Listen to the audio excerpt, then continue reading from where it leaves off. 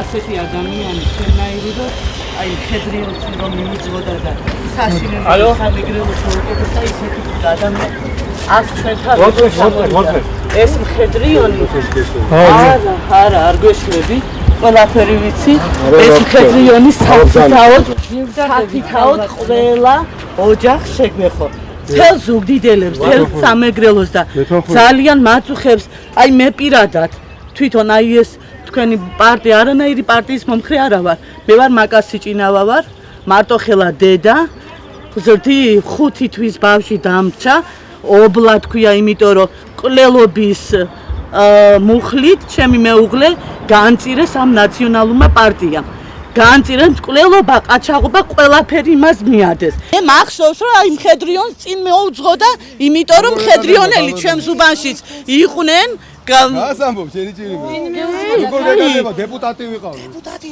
წინ მე მიუძღოდა ამიტომ აი ხო სვანი გიორგი ხო არა იმიტომ რომ მე რა გინდა მაგრამ მე ვიცნობ არა გავატონო იმიტომ რომ ჩვენი უბანი იყო იმ პერიოდში ზვიადისტების უბანი და მხედრიონს და ზვიადისტებს ვარჩევდით ბატონო ვინა მოჟლიტებს ბატონო ვინ სპეცოპერაცია ჩაატარა. დიახ. და ესროლეს პოლიციას და პოლიციამ ესროლა. ვინ მოაკლეს ერთი? ვინ? აფრასიძეების ბანდის 2 წევრი. 3 დააკავეს. არა ბატონო, ოჯახი არ იყო ის მარტო. ოჯახი არ იყო მარტო, ის იყო ჩვეულებრივად ბანდა, რომელიც აყაჩაღებდა ხალხს.